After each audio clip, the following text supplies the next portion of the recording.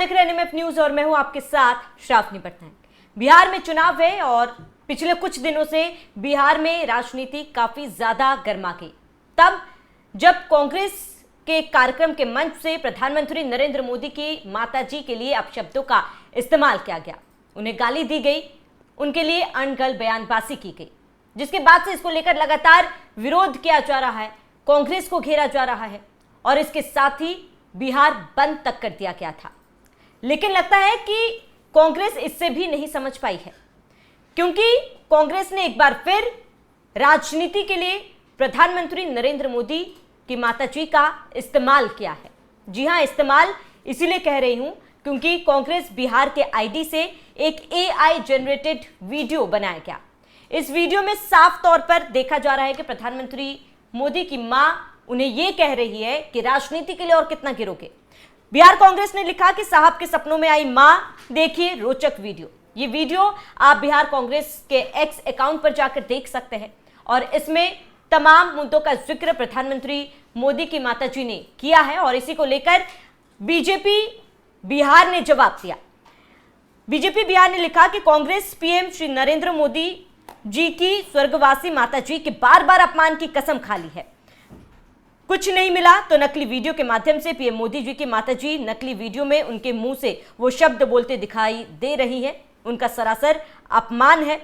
वो इस दुनिया में नहीं है, लेकिन अहंकारी और अराजक राहुल गांधी के इशारे पर कांग्रेस की फ्रॉड गैंग ऐसे फर्जी वीडियो बना रहे हैं। अब इस पर बीजेपी प्रवक्ता डॉक्टर गुरु प्रकाश पासवान का भी बयान सामने आया। उन्होंने लिखा, कांग्रेस पीएम श्री नरेंद्र मोदी जी की स्वर्गवासी माताजी के बार बार अपमान की कसम खा ली है। कुछ नहीं मिला तो नकली वीडियो के माध्यम से पीएम मोदी जी की माताजी की नकली वीडियो में उनके मुंह से वो शब्द बोलते दिखाई दे रही हैं जो उनका सरासर अपमान है। वो इस दुनिया में नहीं है, लेकिन अहंकारी और अराजक राहुल गांधी के इशारे पर कांग्रेस की फ्रॉड गैंग ऐसे फर्जी वीडियो बना रहे हैं। ऐसे में ये एक बहुत बड़ा सवाल है कि आखिर राजनीति में इतना नीचे गिर जाना क्या सही है? क्या राजनीति में किसी की भी माता का इस्तेमाल करना सही है? फेक वीडियो बनाकर जारी करना सही है? और ये कोई कार्यकर्ता ने इसे ट्वीट नहीं किया है, कांग्रेस बिहार ने बकायदा अपने एक्स हैंडल पर इस वीडियो को ट्वीट किया है। इसी पर हम चर्चा करेंगे। मेरे साथ मेरे सहयोगी रोहित पांडे जुड़े हुए हैं। रोहित, बहुत बहुत स्वागत है। रोहित, पहले माताजी के लिए अपशब्दों का इस्तेमाल किया गया, उसके बाद अब ये वीडियो, कांग्रेस आखिर करना क्या चाहती है? मुझे लगता है कि कांग्रेस में लोगों को ये पता नहीं है, जो आईटी सेल संभाल रहे हैं, कि सनातन धर्म में या कोई धर्म हो, अगर कोई दिवंगत हो जाता है, कोई दुनिया छोड़कर चला जाता है, तो उसके लिए अपशब्द नहीं कहे जाते। वो कितना भी खराब रहा हो, उसका जीवन धरती पर कैसे बीता, वो किसके लिए कैसा रहा, वो सब बात की बात। लेकिन अगर कोई दिवंगत हो गया तो उसके लिए अपशब्दों का प्रयोग नहीं किया जाता। हमेशा कहा जाता है कि अगर किसी का देहांत हुआ है तो जाकर मिट्टी तो देनी ही चाहिए उसको, भले आप उसके कितने ही बड़े दुश्मन क्यों ना रहें। लेकिन शायद सनातन का ज्ञान नहीं कांग्रेस को, और इसीलिए प्रधानमंत्री नरेंद्र मोदी की दिवंगत मां का इस तरीके से बार बार अपमान किया जा रहा है। जो बात बीजेपी, कांग्रेस और बीजेपी के प्रवक्ता कह रहे हैं, उन्हीं के आधार पर हम ये बात कर रहे हैं। दरभंगा में जो कुछ हुआ वो बोला नहीं जा सकता है, इसीलिए कहा गया कि प्रधानमंत्री नरेंद्र मोदी ने भले ही कभी सोनिया गांधी के लिए टिप्पणी की रही हो, लेकिन उन्होंने जो बात कही थी उसे आप बोल सकते हैं। प्रधानमंत्री की मां के लिए दरभंगा में जो कुछ कहा गया उसे आप नहीं बोल सकते हैं। अब इस वीडियो में दिखाया गया कि तुम मेरे नाम पर कितनी राजनीति करोगे, मेरे नाम का कितना इस्तेमाल करोगे, कितना नीचे गिरोगे, अब तो मैं हूं भी नहीं। ऐसे तमाम एआई जनरेटेड वीडियो में प्रधानमंत्री नरेंद्र मोदी की मां से शब्द बुलवाए गए और फिर प्रधानमंत्री नरेंद्र मोदी का चलो आज वोट चोरी हो गई, अब सोता हूँ, ये वीडियो में था। अब कांग्रेस ये बताए कि जो ये इन्होंने एआई जनरेटेड वीडियो बनाया है कि चोरी हो गई, ये हो गया, वो हो गया, क्या ये लाजमी है? क्या इस तरीके से लगातार एक जो अब नहीं है इस दुनिया में, उनका उपयोग करके आप ये बताने की कोशिश कर रहे हैं कि प्रधानमंत्री नरेंद्र मोदी वोट चोरी कर रहे हैं? सपने में आ रहे हैं, साहब के सपने में माँ आई। यार भाई, आती है माँ, किसके सपने में माँ नहीं आएगी? मुझे तो नहीं लगता है कि भले माँ चली जाए, लेकिन हर एक बच्चे के लिए सपने में वो हर दिन जिंदा रहती है। सपने में क्या, हकीकत में जिंदा रहती है। अगर जिसके पास माँ नहीं है, मैं उनकी बात कर रहा हूँ।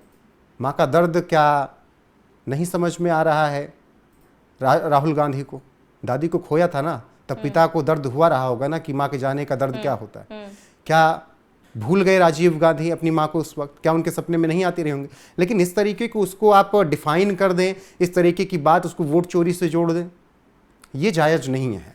और मुझे लग रहा है कि कांग्रेस के आईटी सेल ने ये अपने ही पार्टी की सुपारी रखी है उन्होंने कि हम बर्बाद कर देंगे।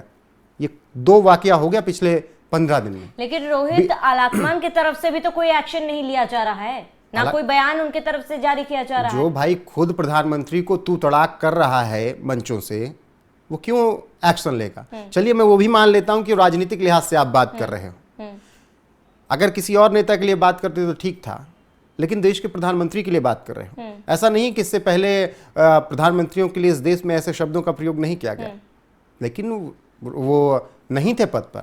डॉक्टर मनमोहन सिंह के लिए जब बोला गया प्रधानमंत्री नरेंद्र मोदी के द्वारा कि रेनकोट पहनकर अब वो बाथरूम में नहाते थे, तब उस पर भी हमने विरोध किया कि इस तरीके के शब्द नहीं बोले जाने चाहिए थे। लेकिन उस वक्त पद पे नहीं थे डॉक्टर मनमोहन सिंह। पद पर हैं प्रधानमंत्री, मैं नरेंद्र मोदी भी नहीं जिक्र कर रहा हूं, पद पर हैं प्रधानमंत्री, XYZ कोई भी हो, कल को कोई और बनेगा, हो सकता है कि कांग्रेस की सत्ता आ जाए 20-30 साल बाद, लेकिन क्या ऐसे शब्द अगर बोले जाएंगे तो उसका विरोध नहीं किया जाएगा कि मोदी डर गया, मोदी को ट्रंप ने बोला तू बंद कर सब कुछ? ये भाषा होती है। इसको विचार करना होगा कांग्रेस को, वरना मैं वही कह रहा कि पिछले 15 दिन में जो 2 वाकया हुआ वो कांग्रेस को कहीं ना कहीं पीछे ले जा रहा है। पहला वाकया हुआ बीडीओ और बिहार, जब जीएसटी पर स्लैब में छूट दी गई तो बीडीओ और बिहार जोड़ दिया कांग्रेस के आईटी सेल ने, उस पर बवाल मचा। मतलब आप ये दिखाना चाहते हो कि बिहारी बीड़ी पी रहे हैं, बिहारी उसी पे जिंदा हैं, आपने उस पर कंपेयर करके बिहार के लोगों का अपमान किया। अब आपने प्रधानमंत्री नरेंद्र मोदी की माँ की AI जनरेटेड वीडियो बनाकर आपने उनकी माँ का फिर से अपमान किया। दरभंगा में तो आपने अपमान की हद पार कर दी थी, लेकिन मुझे लगता है कि एक दिवंगत आत्मा को इस तरीके से आपने वीडियो में लाकर उस हद से भी ज़्यादा आप आगे निकल गए। अब सवाल जब पूछा जाएगा तो कहेंगे प्रधानमंत्री ने भी तो कहा था, अमित शाह ने भी तो कभी कुछ कहा था। उन्होंने जो कहा था वो आप बोल तो सकते हो, लेकिन आपने जो कहा है क्या आप वो दोहरा सकते हो? क्या राहुल गांधी दोहरा सकते हैं दरभंगा के मंच पर जो कहा गया? क्या कांग्रेस का कोई नेता दोहरा सकता है दरभंगा के मंच से जो कहा गया? लेकिन प्रधानमंत्री ने जो कहा उसको आप 4 बार दोहरा सकते हो। तो ये फर्क आपको नजर आ जाता है कि आप किस तरीके से विरोध कर रहे हो, किस तरीके से किसी को घेर रहे हो। अब बीजेपी तो इसको पूरा मुद्दा बना चुकी है। बिहार बंद किया, बिहार बंद का असर हुआ नहीं हुआ वो बात की बात, लेकिन महिलाओं के बीच में ये बात गई ना कि जब आज आरजेडी और कांग्रेस का गठबंधन प्रधानमंत्री नरेंद्र मोदी की मां को, दिवंगत मां को गाली दे सकता है, कल तो ये सत्ता में आ जाएंगे तो हमारी बहन बेटियों का क्या होगा? और जंगल राज इस देश ने और बिहार ने तो जिया है, इस देश ने देखा, बिहार ने जिया है उस जंगल राज को।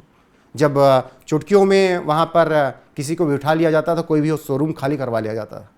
तो मुझे लगता है कि थोड़ा सा ट्रेन करने की जरूरत है आईटी सेल को कांग्रेस के। रोहित, और इसके साथ ही कांग्रेस जो खोई हुई जमीन अपनी तलाशने में लगी हुई है अलग अलग प्रदेशों में, आपको लगता है कि इस तरीके के हथकंडे अपनाकर राजनीति में इतने गिर जाने के बाद, इस तरीके के तमाम चीजें करने के बाद, क्या वाकई में कांग्रेस का कमबैक पॉसिबल है? 2024 लोकसभा का चुनाव कांग्रेस ने जो राजनीति की, मैं वो कह रहा हूं कि उन्होंने बहुत अच्छे मुद्दे उठाए। उन्होंने जनता तक ये मैसेज पहुंचाने में कामयाबी हासिल की कि नरेंद्र मोदी अगर 400 सीट मांग रहे हैं तो इसका मतलब है कि देश का संविधान बदला जाएगा। हालांकि सच नहीं था, लेकिन राजनीति में ऐसा चलता है और ऐसी राजनीति आप करके आगे बढ़ सकते हैं और कांग्रेस को इसकी सफलता मिली। मोदी कार्यकाल में सबसे शानदार प्रदर्शन उन्होंने 2024 में किया, 99 सीटें कांग्रेस की रही और उसको जीत मान ली कांग्रेस ने। आपको याद होगा सुप्रिया श्रीनेत ऐसे करते हुए नजर आ रही थी। तो वो मेहनत थी कांग्रेस की। मैं निश्चित तौर पर कहूंगा जिस तरीके से उन्होंने अपनी चुनावी रैलियां की, जिस तरीके से चुनावी संबोधन रहे, मुद्दे जिस तरीके से उठाए, संविधान बदल जाने का, आरक्षण खत्म कर देने का, ओबीसी का मुद्दा उठाया उन्होंने, कई मुद्दे उठाए और वो काम कर गए। 99 सीट आपको देकर गए। लेकिन वही होता है ना कि एक बच्चा खूब मेहनत करे और उसके 99 नंबर आ जाएं और उसको उम्मीद थी कि मेरी कम से कम 150 या 100 नंबर तो मेरे आएंगे, तो फिर वो करता है कि दूसरे हथकंडे अपनाओ, इससे काम नहीं चल रहा है। तो कांग्रेस को थोड़ा उन्हीं मुद्दों पर और आगे बढ़कर चलना था, लेकिन ये क्या करने लगे कि हम चुनाव नहीं लड़ेंगे, पहले ईवीएम को दोष दिया, फिर उससे काम नहीं बना, उसको प्रूफ नहीं कर पाए तो कह रहे वोट ही चोरी कर ले रहे हैं। वोट चोरी चलिए राज्य विधानसभा और लोकसभा में तो कर ही रहे हैं, कह रहे हैं उपराष्ट्रपति चुनाव में भी वोट चोरी कर ले गए। भाई वहां तो आपके सांसद थे ना, कैसे क्रॉस वोटिंग कर दी? और फिर राहुल गांधी कह रहे हैं कि उपराष्ट्रपति के चुनाव में वोट चोरी कर ली। तब आप फिर इतने कमजोर अगर हो कि वोट चोरी नहीं रोक पा रहे हो अपने सांसदों की, चलिए मैं राज्य के चुनाव और आम चुनाव देश की बात छोड़ देता हूं, बहुत बड़ी बात होती है।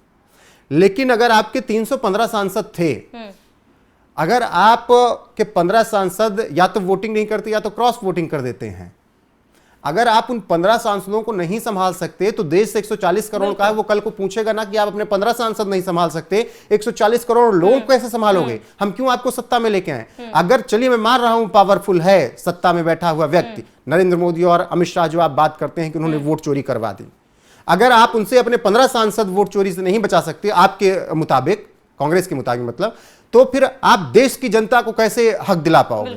क्यों जनता आपको चुने? तो ये सब मुद्दे थोड़ा मुझे लग रहा है कि कांग्रेस को सोच समझकर बोलना चाहिए। कहीं से पीडीएफ बनकर आ जाए तो उसी को बक नहीं देना चाहिए, जांच करनी चाहिए, पड़ताल करनी चाहिए। और वही हाल कि रिपोर्ट जब को बोला जाता है करवा दो तो कहते हैं हमने भाषणों में बोल दिया, हमने यहां बोल दिया, वहां बोल दिया, आप देख लीजिए एसआईआर गलत। तो अब हद जो मुझे लग रहा है कि पार कांग्रेस कर रही है, इसका खामियाजा कांग्रेस को भुगतना पड़ेगा। मैं पहले दिन से, दरभंगा के दिन से कहते आ रहा हूं, बहुत छोटे में खत्म करूंगा कि प्रधानमंत्री नरेंद्र मोदी केवल अभी वीडियो के माध्यम से बोल चुके हैं कि मेरी मां का अपमान हुआ, उन्हें गालियां दी गई। हाँ, एक बात और, कांग्रेसी कहते हैं कि अरे चलिए गाली देना खराब था, लेकिन मां की गाली पर राजनीति करना कहां से जायज है? भाई सिंपल से मैं बात बता दूं कि राजनीति नहीं, अगर किसी की भी मां को गाली दी जाएगी तो वो आपको हर एक स्तर पर जवाब देगा। वो प्रधानमंत्री हैं इसलिए वो अपनी बातों से जवाब दे रहे हैं।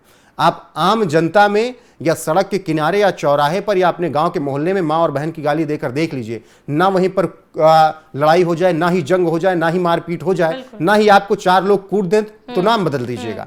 वो तो कोई भी मां हो, किसी की भी मां हो, गाली देंगे तो वो तो हर स्तर पर विरोध करेगा ही। अब उसका राजनीतिक फायदा मिल जा रहा है, वो बात अलग है। तो मैं वही पहले दिन से कह रहा हूं कि अभी प्रधानमंत्री ने केवल वीडियो में बोला तब उसका इतना असर पड़ रहा है। सोचिए वो जब उतरेंगे दरभंगा में, जब चुनावी रैली को संबोधित करेंगे, बेतिया से जब वो बोलेंगे, पटना से बोलेंगे, जब सीमांचल में बोलेंगे, तो सोचिए वो इस मुद्दे को किस तरीके से बनाएंगे। कांग्रेस को ये समझ में नहीं आता क्या 2014 से आपने हजारों गालियां दे दी और हर बार आप हारते चले गए। चुनाव आपका बेहतर चलता रहता है, कोई मणिशंकर अय्यर आता है, कोई सैम पित्रोदा आता है, कोई रिजवी आता है, कोई कहां से आता है, एक टिप्पणी प्रधानमंत्री पर करता है, उनको गाली देता है, नीच कहता है, कुछ कहता है, और आप चुनाव हार जाते हैं। ये कांग्रेस वाला कमान को समझना होगा। और मुझे लगता है कि आप फिर वही उनके पानी का, उनके जल का, उनके खाने का, उनके कंपनियों का मुद्दा उठाइए। भाई प्रधानमंत्री की मां को गाली देने से, एआई जनरेटेड वीडियो बनाने से आपको वोट नहीं मिलने वाला है। और इसके साथ ही रोहित, मुझे लगता है कि कांग्रेस ने, वो कहते हैं ना राजनीति में साम दाम दंड भेद सब एक कर देना चाहिए। अब एक ऐड कर लीजिए उसमें, साम दाम दंड भेद के साथ गाली भी ऐड कर लीजिए, वो सबको हटा के काफी ज्यादा कांग्रेस ने सीरियसली ले लिया है। लेकिन बहरहाल मुझे नहीं लगता कि कांग्रेस के पास बहुत ही ज्यादा वक्त है, आप क्योंकि चुनाव में बेहद ही कम समय बाकी है, किसी भी वक्त चुनावी तारीखों का ऐलान हो सकता है। और इसी बीच कांग्रेस अब संभल भी ले तो खामियाजा कांग्रेस को कहीं ना कहीं इन तमाम चीजों की वजह से भुगतना पड़ सकता है। रोहित, जुड़ने के लिए बहुत बहुत शुक्रिया। आप सभी दर्शकों का इस पूरे मामले पर क्या कहना है हमें कमेंट कर जरूर बताएं। साथ ही बने रहे एनएमएफ न्यूज के साथ।